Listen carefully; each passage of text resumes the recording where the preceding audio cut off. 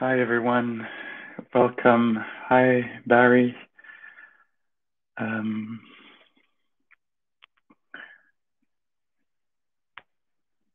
Hi, Barry and Jan. Sorry. So, good friends, the class is I guess it's in English today. Hearing myself, I'm noticing it's in English. I hope it works for you. So, we have an hour to practice together and to maybe deepen our understanding of these ancestral and ancestral teachings. So helpful. Hi everyone joining and writing a few words down. Hello.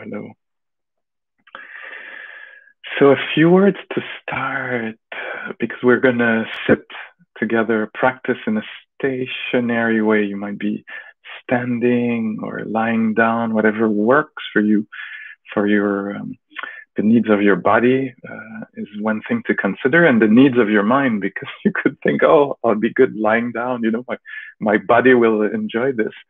But then that's not taking into account the needs of the mind that needs the body to be maybe erect a little bit to stay awake. So the needs of the body, if there's an injury or something like this, and it's not possible to be sitting, then you're probably lying down or standing.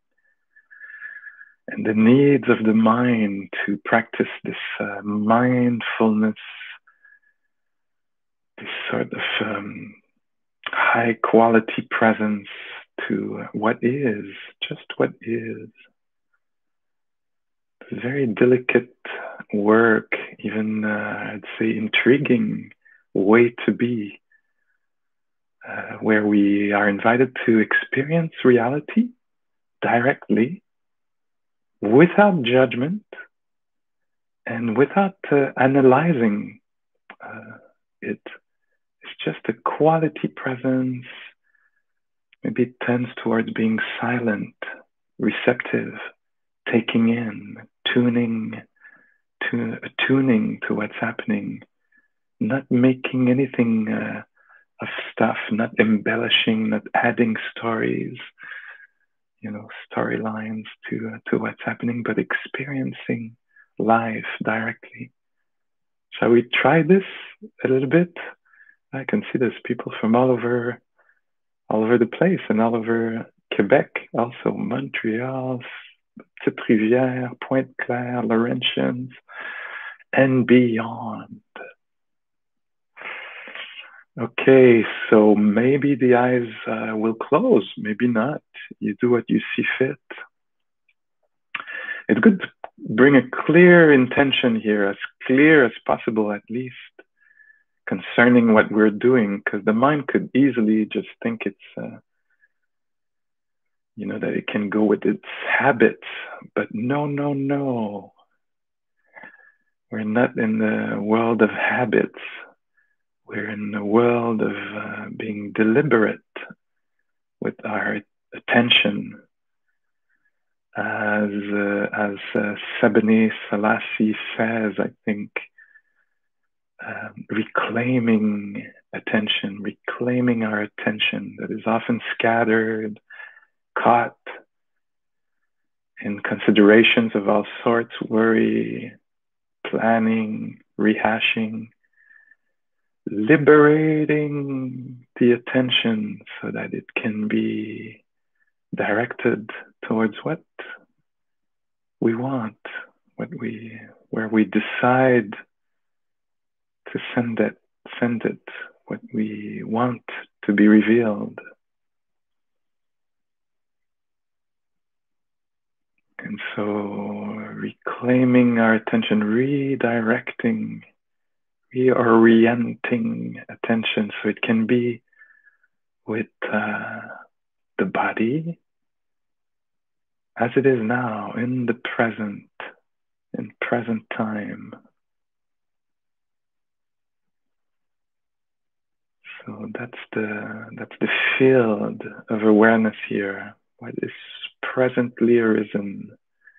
What is in existence? What is happening here in the field of the senses?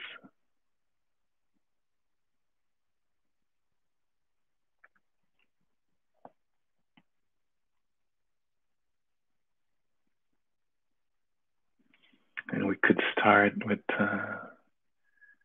the five senses that we're well aware of.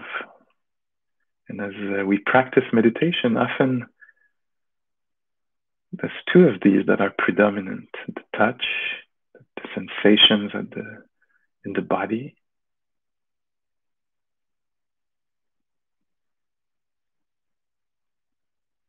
maybe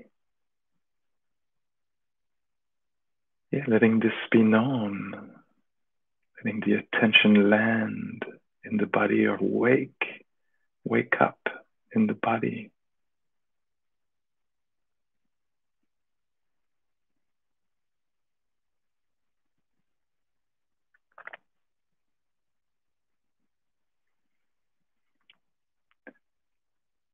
Becoming aware of the body breathing,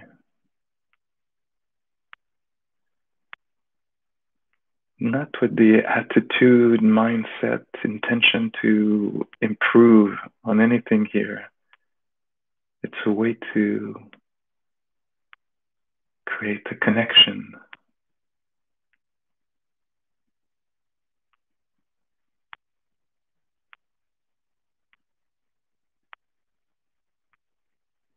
We're not using mindfulness to become aware of what should be improved and, to embellish what's happening with opinions and judgments.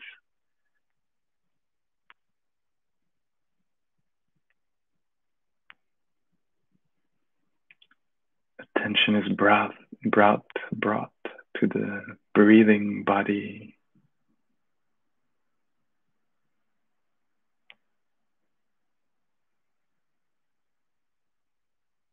In order to become sensitive to the reality of embodiment.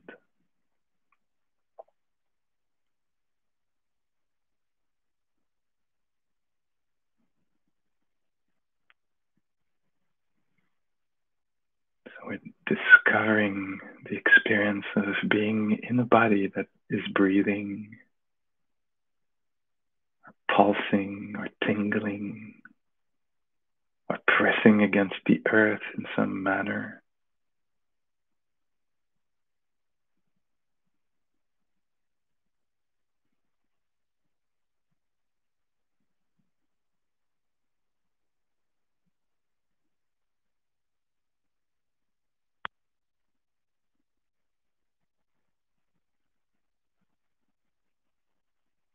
Getting acquainted with the living, alive body, the sensitive body.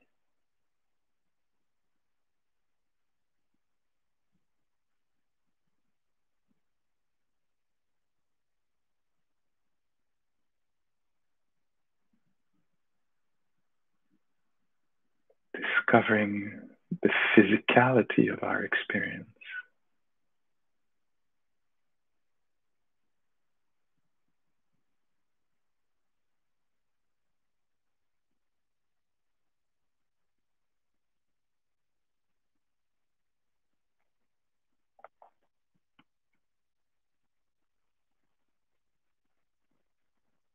Touch, the sense become known as it's happening in its dynamic way. Touch being alive.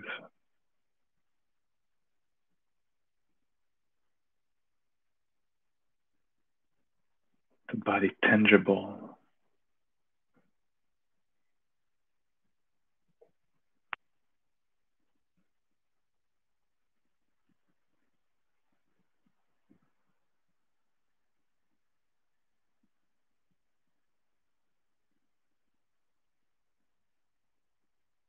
And the other sense that often comes to the foreground as we pay attention to the physicality, the materiality of things, is hearing. Sometimes vibrations, sound, silence also becomes palpable.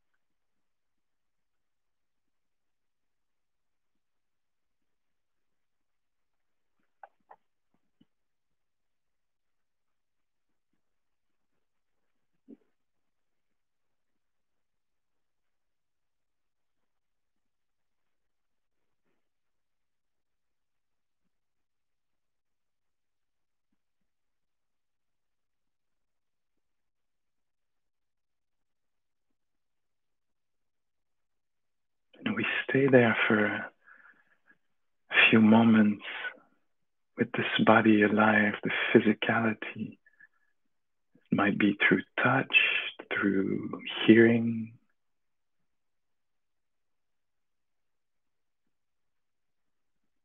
It might be through sight.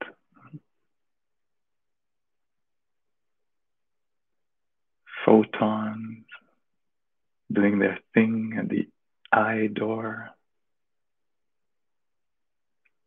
Brightness, luminosity, light, or darkness being experienced.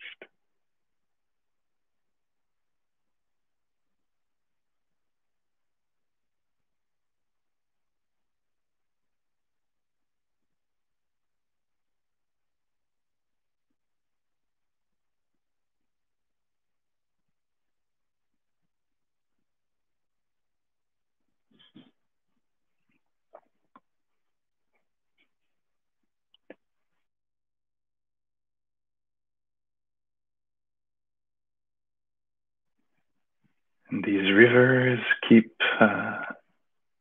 running through, keep unfolding. The river of sounds and silences, of vibrations is alive. The river of light, darkness, the river of photons is alive.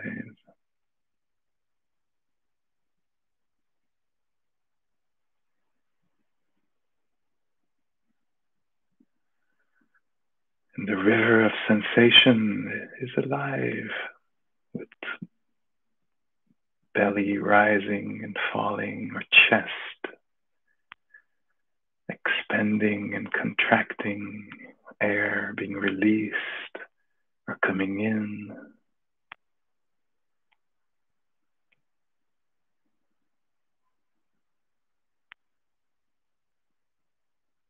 Tingling pressure, all these ways that dynamism, aliveness is manifested.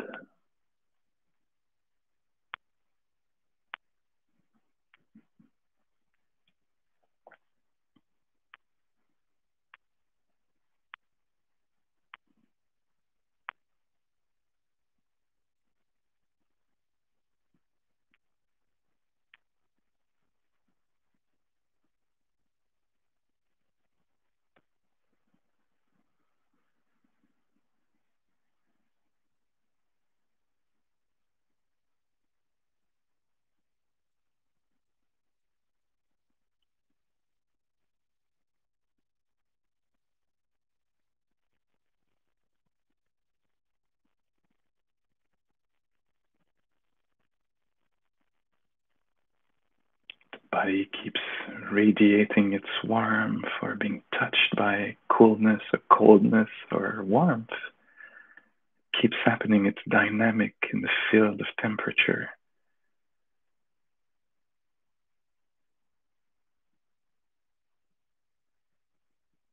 There's only relative stillness. Body alive with tingling, with pulsing, with pressing or pulling, expansions and contractions. We don't have to go get these things. They'll show up. Just by tuning in, paying attention, we'll discover a dynamic world of physicality.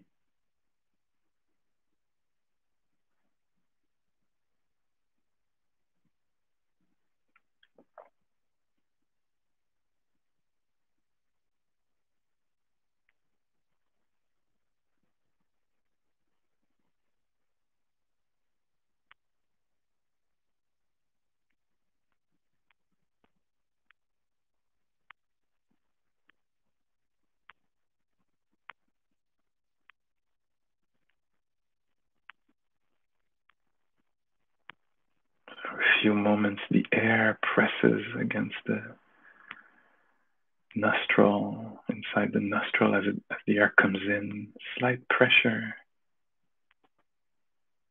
momentary, ephemeral pressure inside the nose.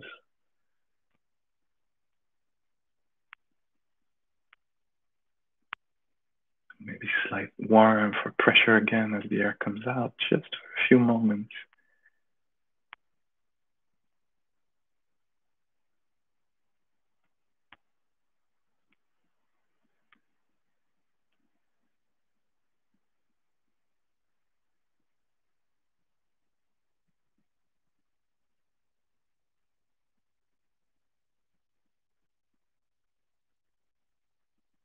What we call the body, that we often view as solid, one permanent thing, reveals its dynamic nature with the belly rising just for a few moments, ephemeral moments. Then the experience of the belly becomes an experience of contraction.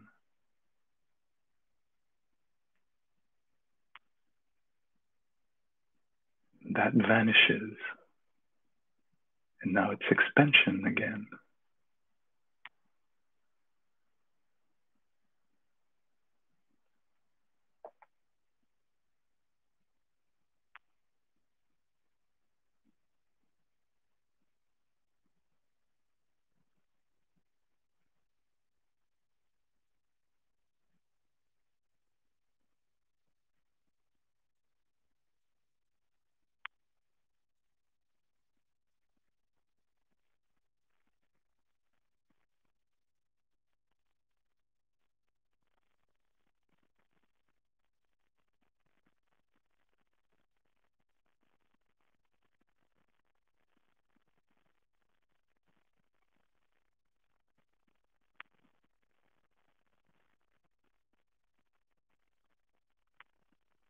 We might, in time, discover the dynamic nature of the inner world, the attention appearing in the belly for a moment, and then, poops, appearing somewhere else, or revealing something else, changing location, the awareness not in the belly anymore, but in the ears, or space around,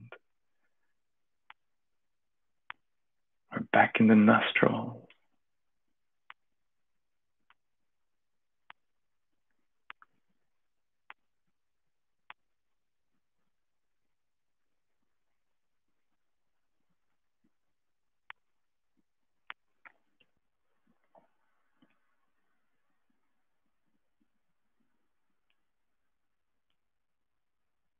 The awareness dynamic, noticing a thought or a mood or sensation.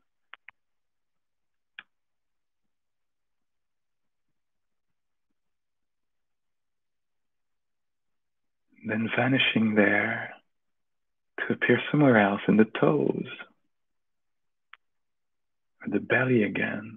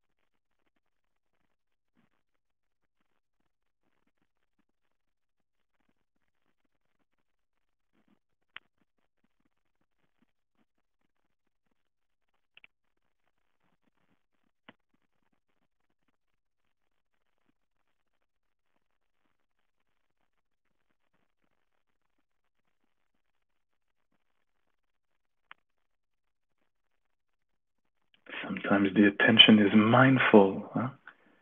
There's an awareness that is lucid, conscious, fully knowing what is happening, what is experienced.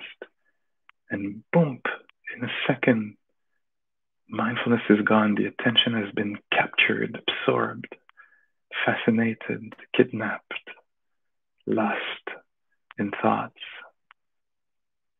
It's a different attention.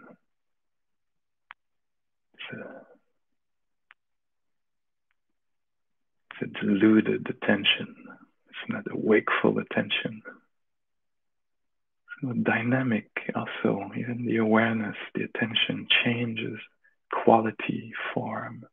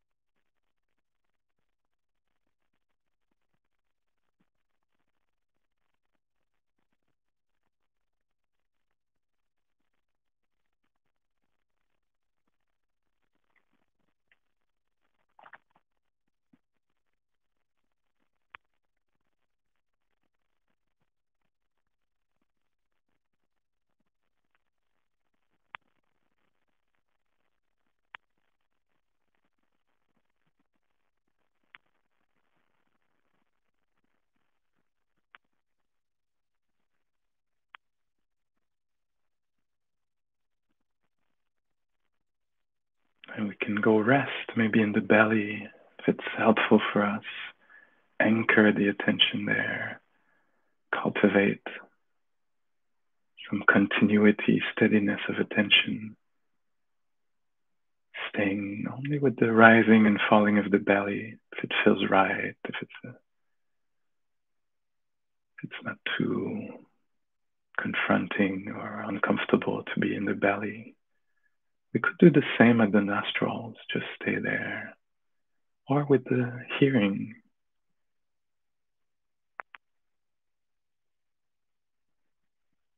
fortifying the mindfulness by just staying there in the belly,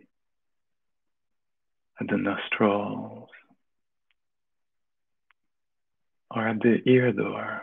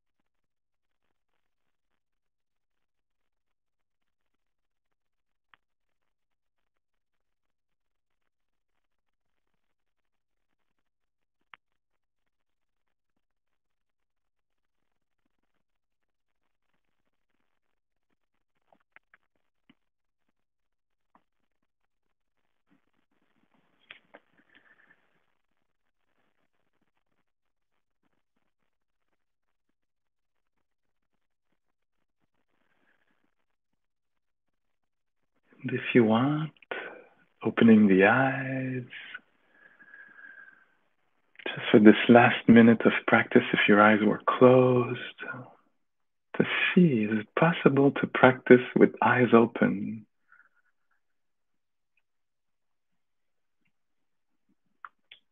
With sight, the attention being touched by light and shapes and colors, and then moving to belly to feel the rise and fall of the belly.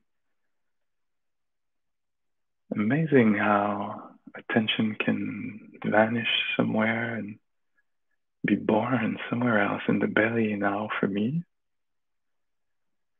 Experiencing the expansion and the contraction.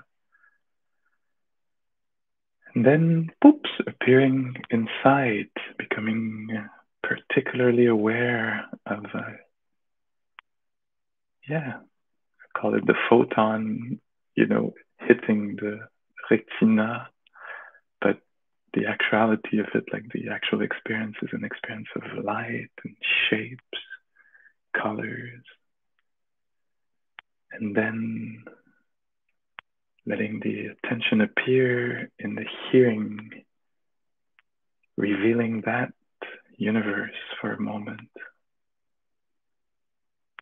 highlighting that aspect of the experience. Voice of the teacher, silence, or local sounds.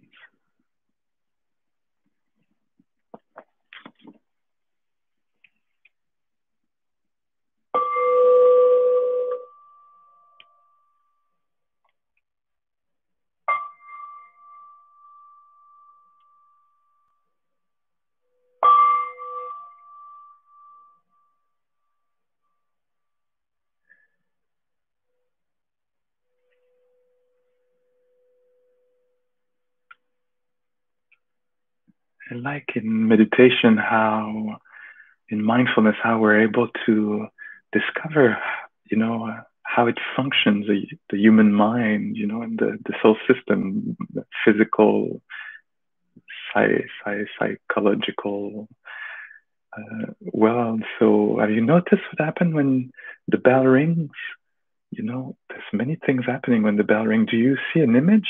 Because you don't get to see the bell, but what happens? Is there a recognition that this is a bell and not a bird, or is there a sense of something spiritual with the sound? To me, I almost hear like an ancient church bell or something like this. There's an image that comes. I can't stop it, If it comes, it comes.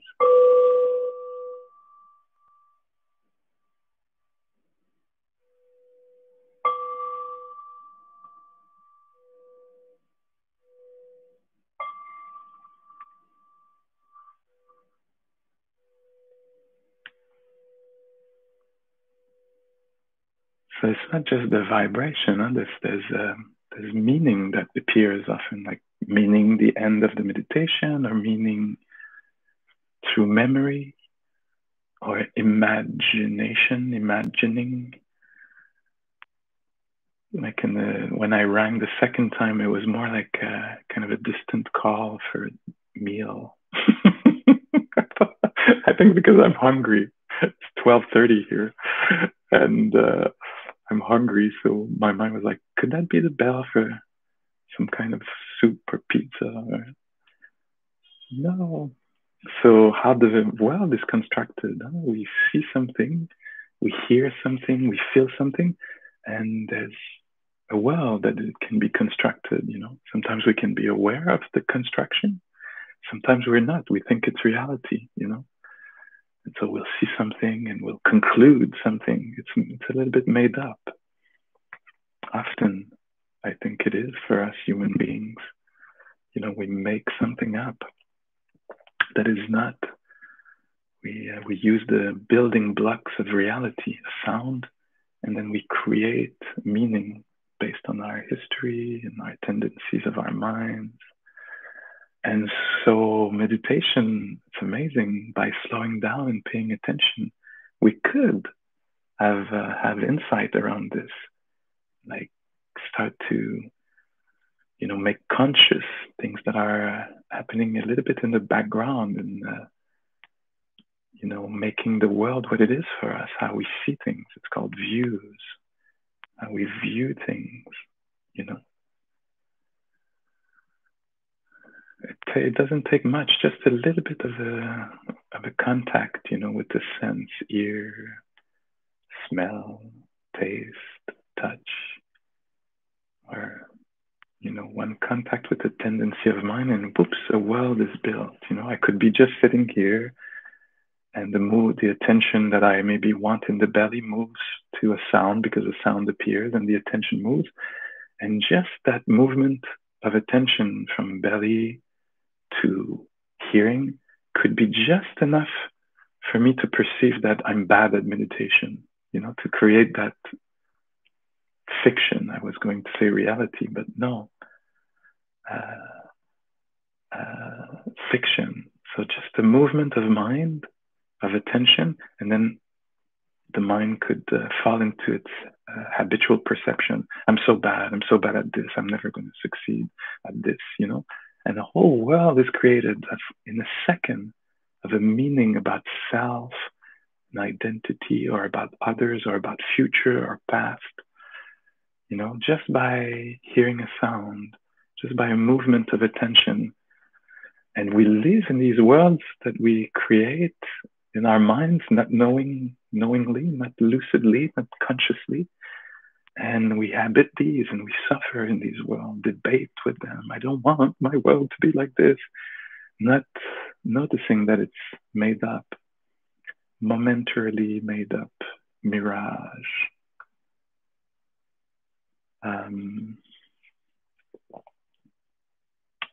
And so that's the purpose of meditation, is to slowly, very slowly, we can't pull on this, like we don't pull on the leaves of a carrot for it to grow, but we expose ourselves with attention. And it's that the beauty of the meditation is that links are made, things appear slowly more clearly about how we function, how we create partly from the inside a world that is distressing for us.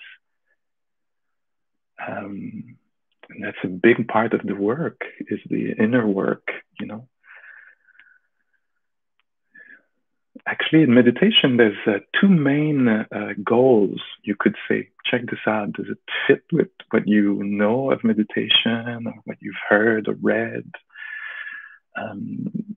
There's one kind of practice is to develop, to calm the mind, to gather the mind. So putting the attention on one thing, the rising and falling of the abdomen, the slight pressure as the air comes in or out at the nostril or upper lip. So staying there, or staying here, down there at the belly, or staying here, or staying with maybe sounds, or staying with repeated phrases in the loving kindness practices, staying.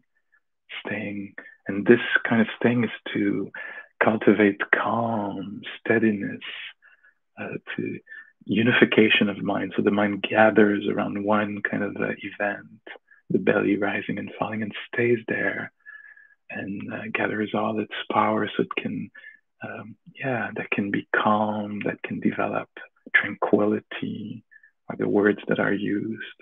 So there's one aspect of mindfulness that is that's the goal, to develop calm, to calm the mental formations, the bodily formation, to calm the scatteredness, the agitation, the restlessness, the worry, to calm the discursive mind, the mind that constantly makes associations, the kind of stream of consciousness type mind, that just hooks on the next association memory that happens and just follows, And so to gather the mind, bring some composure to the heart mind by inviting it again and again to stay here, my love.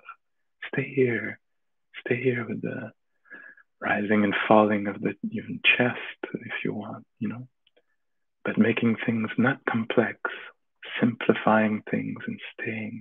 So that's one goal.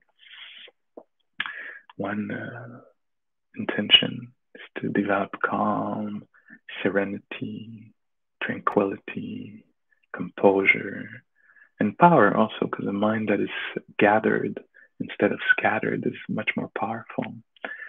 And there's another goal in practice. It's what would that be? What would be the other goal? To develop wisdom or insight, to understand better the human nature or reality with things as they are, to see things as they truly are. So these are two different goals, and they're not exclusive, more mutually exclusive. You could develop calm in order to make the mind very strong, and then turn towards the development of insight or wisdom, clear seeing, and you could do both at the same time, also, as we are gathering here around the present time, so letting go of the scattered mind that considers the past or the potential future, we say, let's stay here in this body. So we gather the mind around what's happening here in this system here. So there might be a way that we'll develop some calm and insight.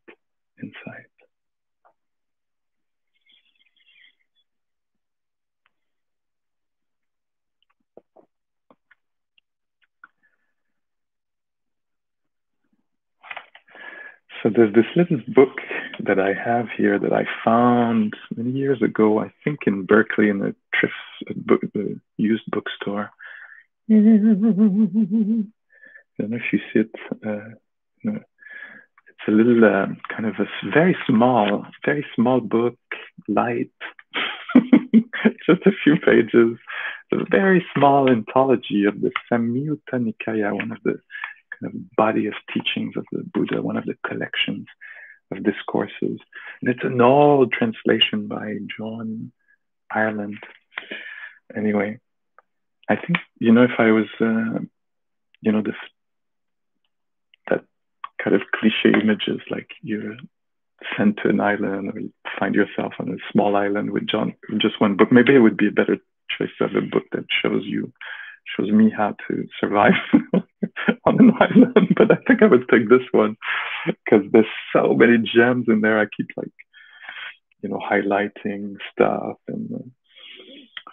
and I like it's very dramatic. I find the teachings of the Buddha. Sometimes I don't know if you can see, but here I put 3 exclamation mark. Oh my God, with star and an arrow, because I read this, I'm like, oh my God, this is so dramatic, so getting to the point in a very dramatic way. So I wanted to maybe read to you a little bit of a bit here for us as a way to talk about wisdom, insight, and what we might reveal, what might be revealed in our practice of attention. So I'll read, these are all the words of the Buddha or his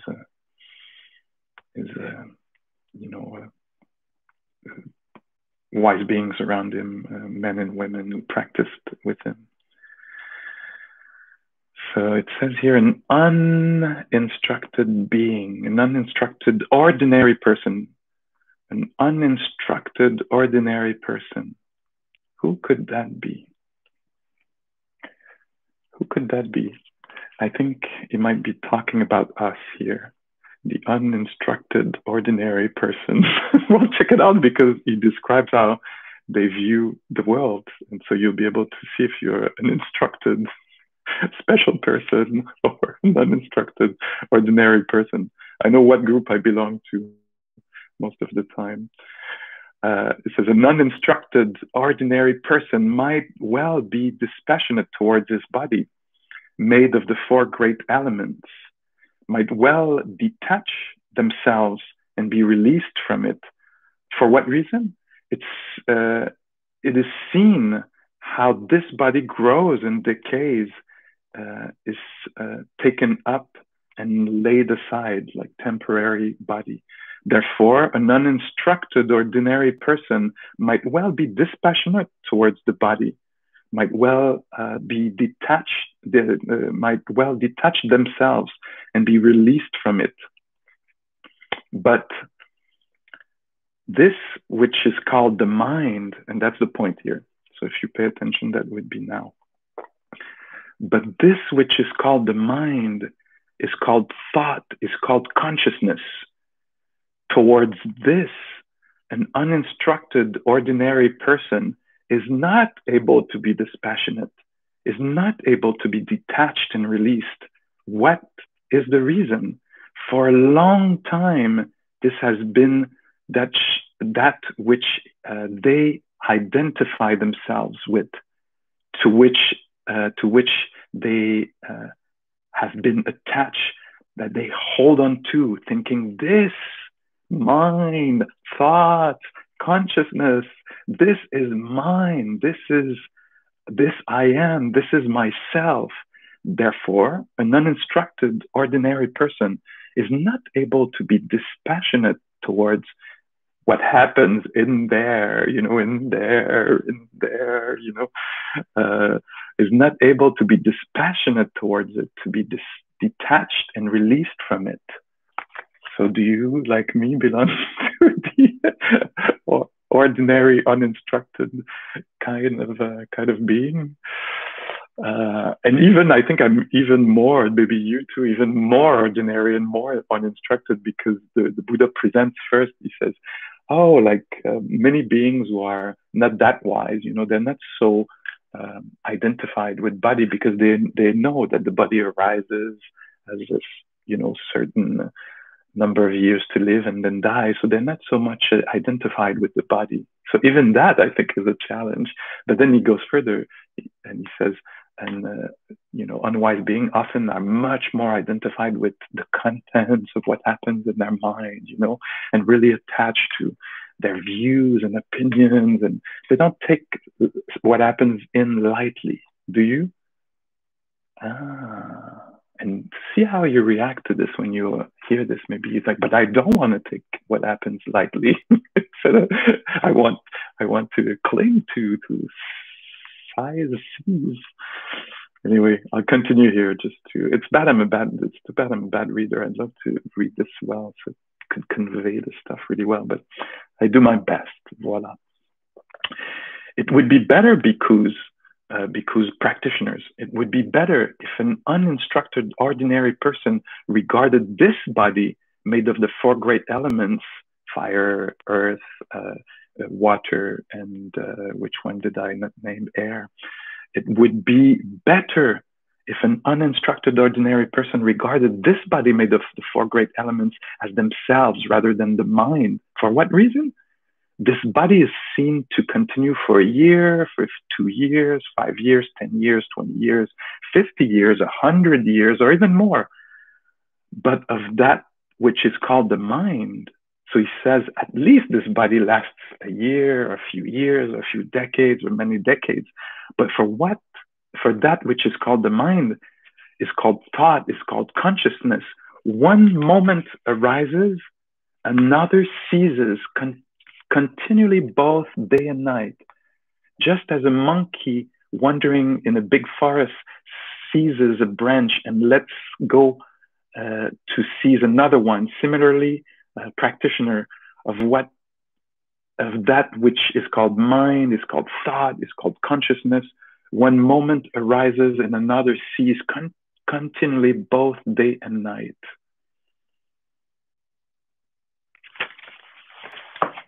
So, why do we practice meditation? We practice meditation so that we can tune in enough, dive under our preconceived idea of solidity and enduring self, and solid, permanent self, dive under these preconceived ideas and go check out what is really happening.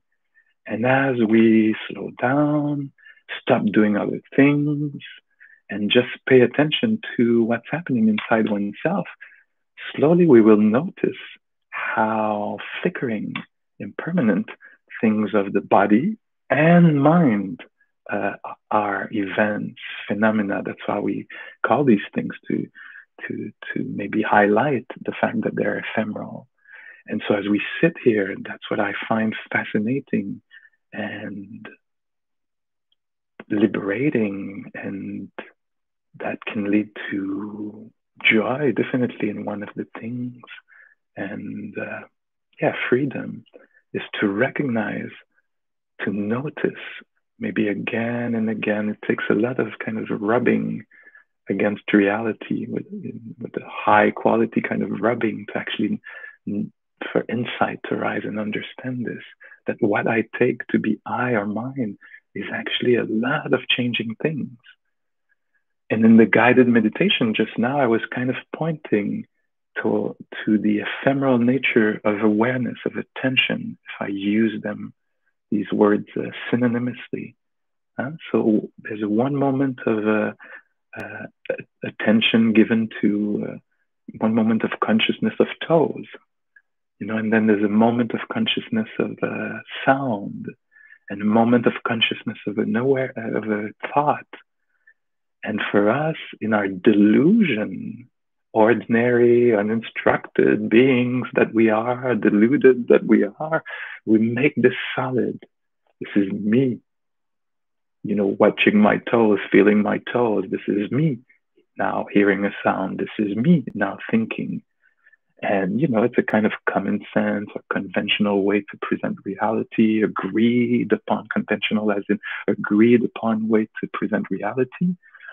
And the Buddha pushes the envelope and says, yeah, okay, I'll agree to this, that it's an agreed upon way to describe or conceive reality, concept, conceived as created. I agree with this. And because it creates some disadvantages, some stress, suffering, confusion, isolation, fear, all kinds of problems, let's question this. Let's sit down or lie down if it's better for you, or stand up, and let's pay attention. Let's not do something else, because doing something else, attending to something else, trying to achieve something, and an activity or a thing that we have to do, it will be harder to make this really delicate and subtle kind of investigation, exploration. And so we stop doing something else and we pay attention, and we start to notice how moments arise and vanish, and another moment or event, experience, phenomena arise and vanishes, how an idea appears and disappears. And in this way, we'll be able to watch pretty much, if we follow, if we find out the same things as the Buddha find out, that there's nothing that is actually permanent, stable, ultimately or absolutely or essentially or intrinsically I. And that is quite a discovery. That is quite something. And I'm not talking here about I exist and then I disappear, which is very scary. Annihilation is very scary, because I go from existing to not existing, disappearing, But that's not the process here. The process of meditation is loosening a concept, an idea that we have maybe taken as reality, not as a way to perceive the world. And as we sit and start to notice how, attention is awake for a few moments, and then it's kind of asleep. I don't know, I still haven't found the right words to describe this, but it points to an experience that we all know. In mindfulness, the mind knows what is known. If the attention is with the belly rising and falling, In mindfulness, it's known. We know exactly what is experienced, what is revealed, rising and falling of the belly, or a sound that is heard. And sometimes we're not mindful, often. It's rather that there is attention, but it's not lucid. It's not known. We're not awake. Huh? So we're actually like, let's say we're thinking about something, of the past, of the future, and we don't know we're actually thinking. We're not that awake. We're kind of caught under the spell of thinking.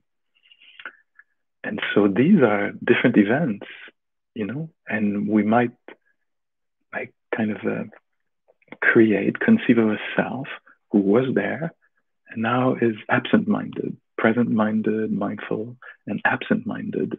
And we tell a story. There's an embellishment where we say, this is me. It's happening to me. I was here, attentive, and now I'm gone in my thoughts, or opinions or preferences. And the Buddha teaches us to practice mindfulness so that we can actually remove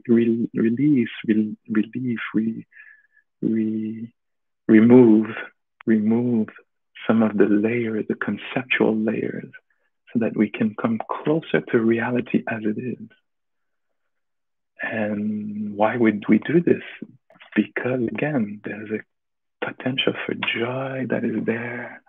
There's a potential for freedom instead of being fused with every thought, every making every moment of consciousness, and realization and understanding and deep understanding that actually, these moments arise and vanish by themselves, and I don't have to create an I around it that then I need to defend. And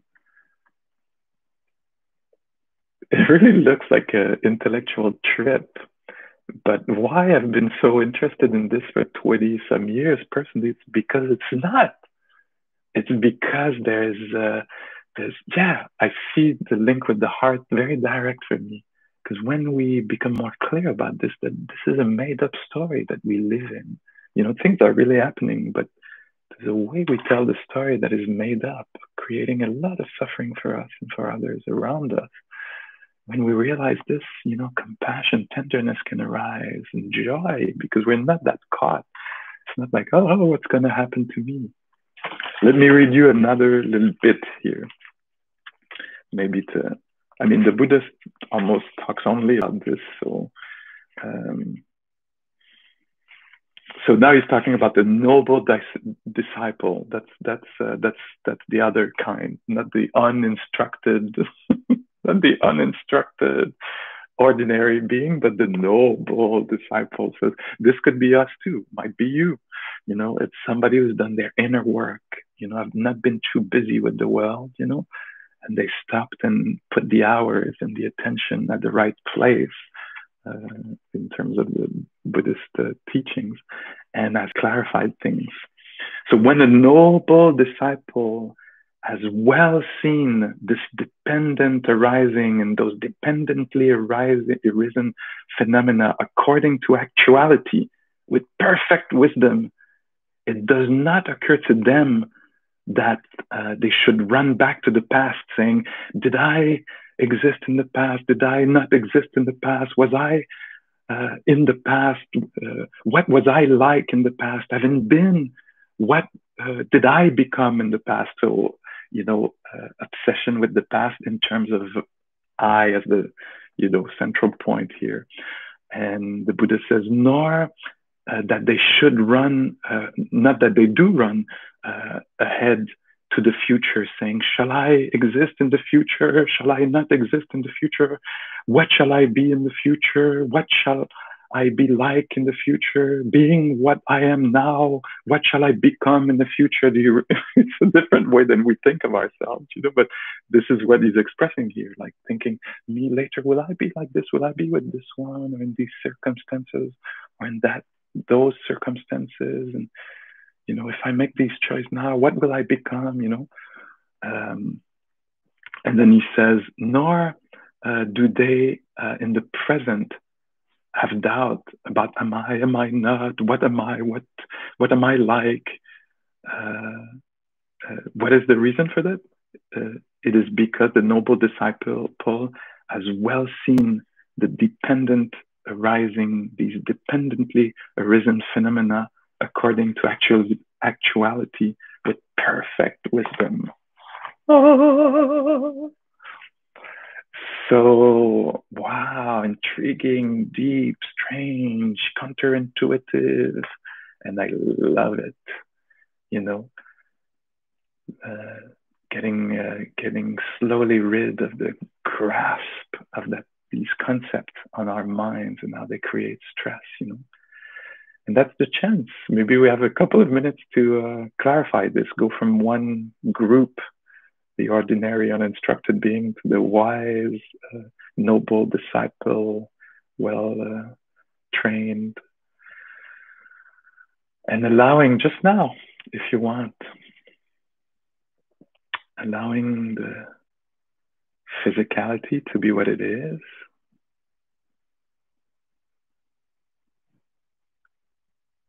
The play of the four great elements, nothing else.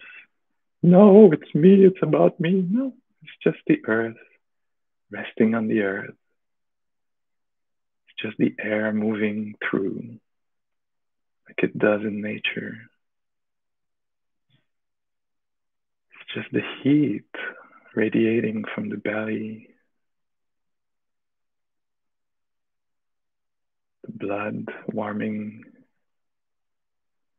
the different parts of the body. It's just the liquids moving about and the air moving about, and the earth subject to gravity.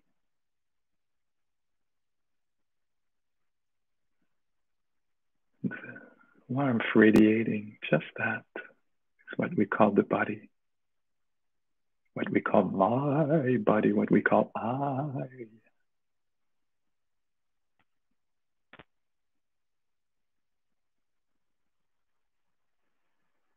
And the inner activity of mind, in a way, is just that, activity of mind. Moments of awareness, moments of forgetfulness, emotions rushing in, impatience, doubt, joy.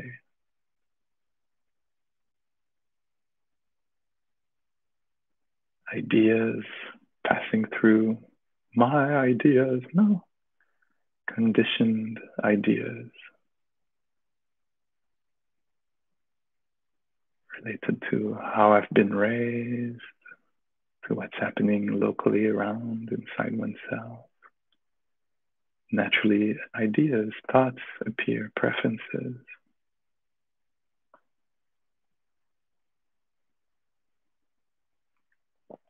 There might be a way to not be so passionate about every arising in the body or the mind,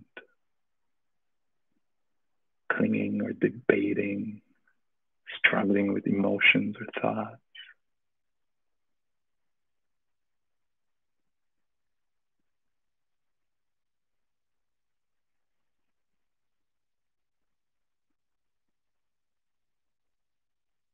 A little bit of lightness of heart maybe is possible around the events of the mind and heart and body.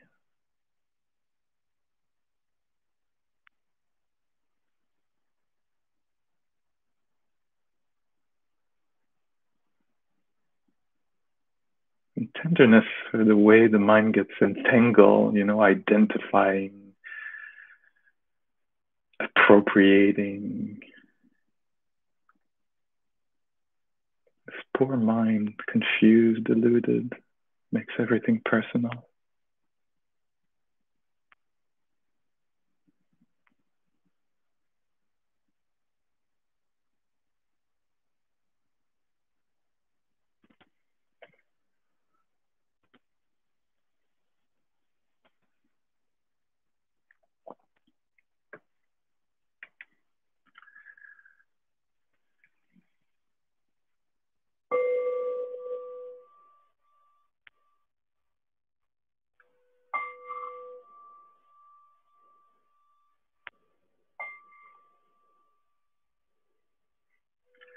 Bell being heard.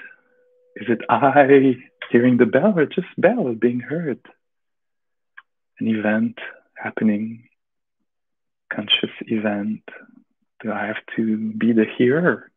Do I have to be the conscious one behind, or is that something very natural that bell is heard? Consciousness of bell ringing. It's an ephemeral moment. If I was the hearer of the bell, it would mean, what happened to moi?